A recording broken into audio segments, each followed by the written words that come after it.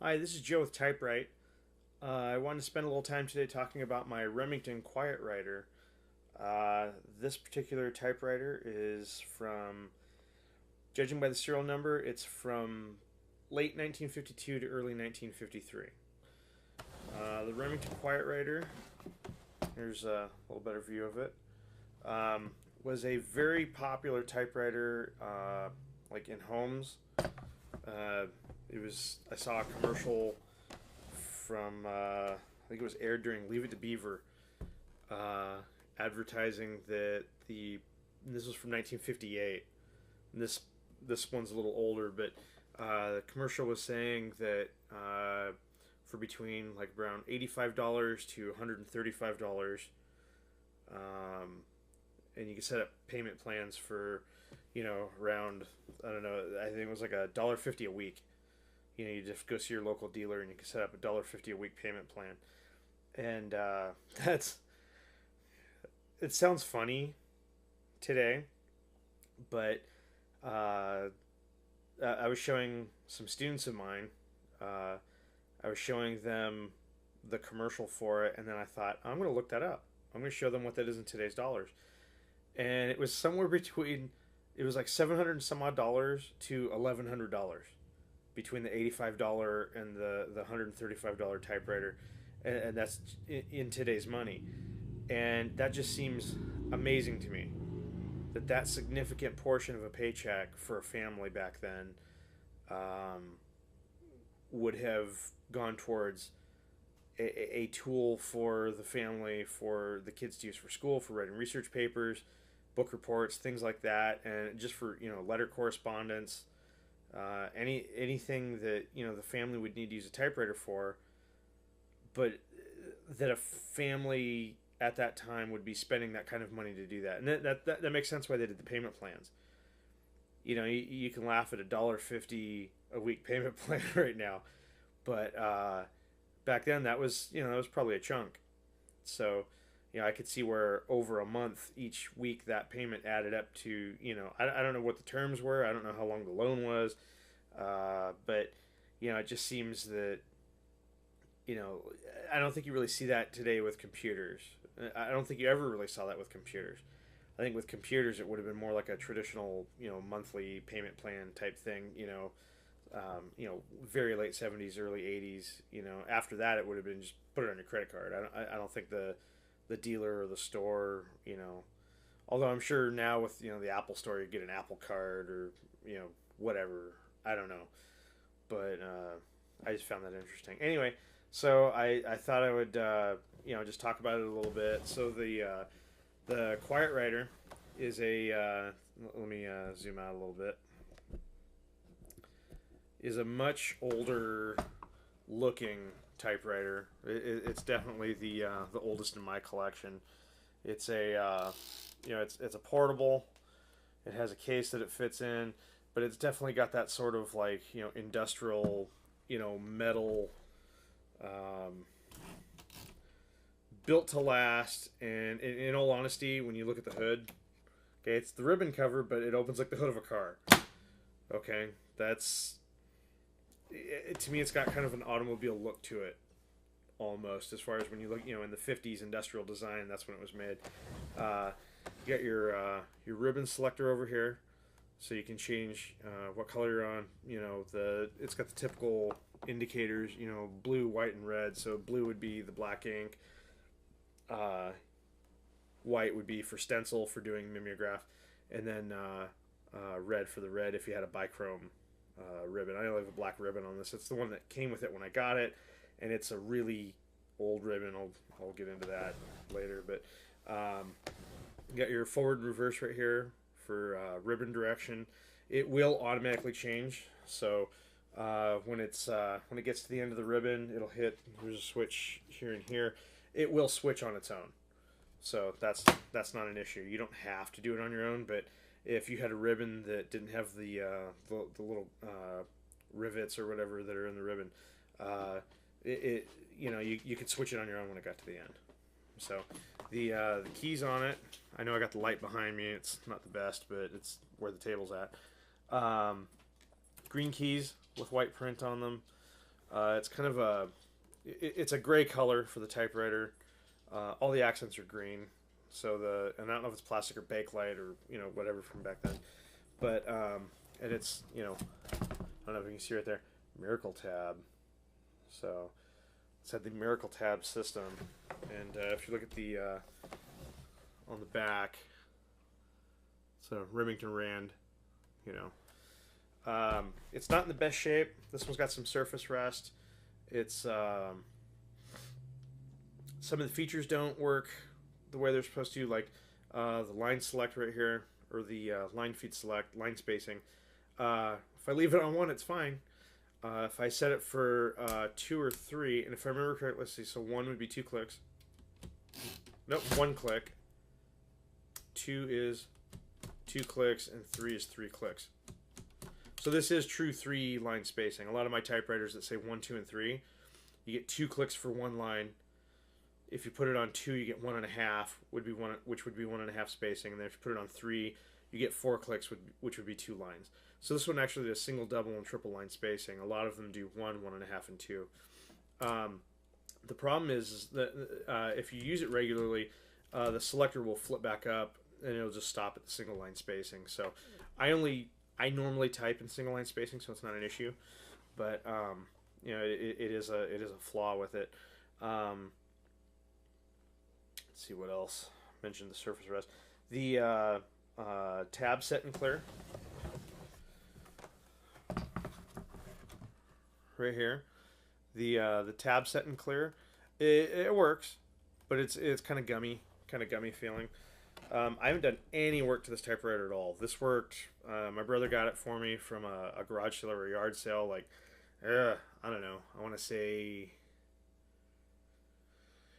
10 years ago, 8 to 10 years ago. And unfortunately I wasn't really into typewriters back then.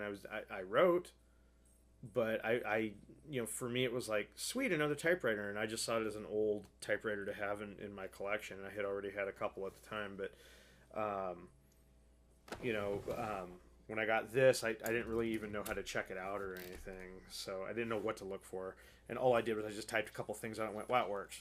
So right here on this side is the touch select, and it kind of just defaults to 1.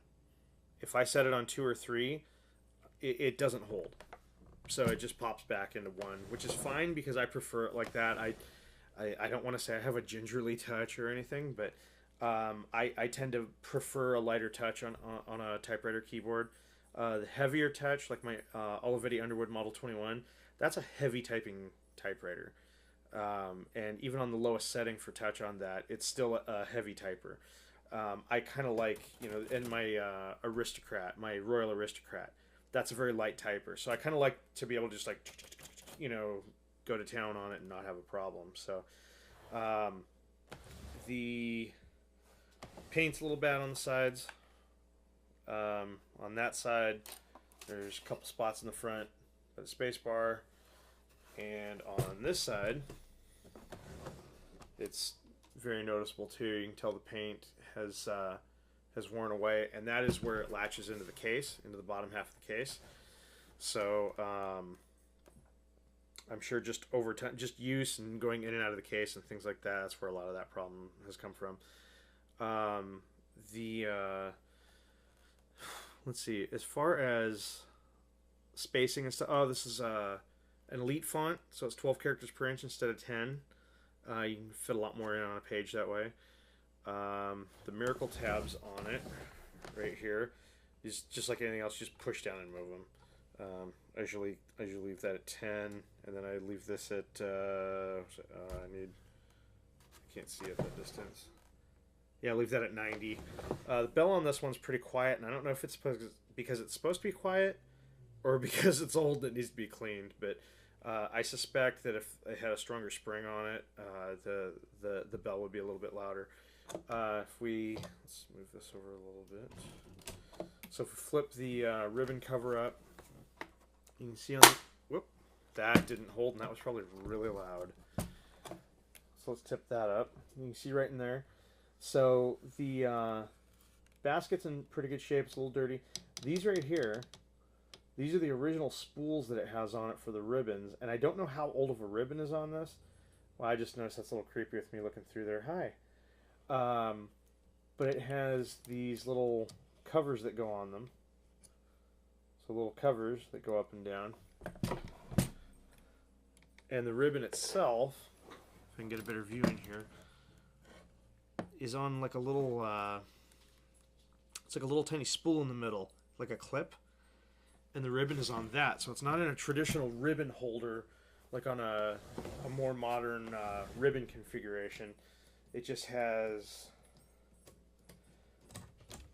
it's like a little ring that the ribbon is on. And then there's covers that go on top of them. And that's part of how, if I remember correctly, that's part of how the direction change works on this, is that since it's not on a regular ribbon, when it gets to the end, it just starts winding the other way. So it just, once it gets to the end, and it just keeps turning, and then it pulls back the other way. So you can change the direction on here, but otherwise it'll just, when it rolls, it'll just reel in the opposite direction on the same spool. So instead of, counterclockwise, it'll go clockwise or vice versa. So, but it's a very, very fun typewriter to type on. I had this in my, I teach computers at a computer lab at an elementary school, and I had it in there, and a lot of the kids thought it was cool. Unfortunately, some of the older kids think it's cool to try to type as fast as they can, and they mash down on the keyboard, and I had a couple keys end up sticking, and had some issues with the number 3 key. It's fine now, but anyway, I thought I'd throw a piece of paper in and go through some of the typing on it. I know some people are into how the typewriter sounds and things like that, so go ahead and put that in there. We'll flip this right here. That's the switch for disengaging the pinch rollers, so I can line it up a little bit better. All right, there's no paper holder on this, but especially with today's paper, printer paper, it's pretty solid paper, and it won't even lay all the way down on its own under its own weight. So anyway, so this is a let's see, today's the 8th, so 8 May 2017. Okay, and this is a typing test on the Remington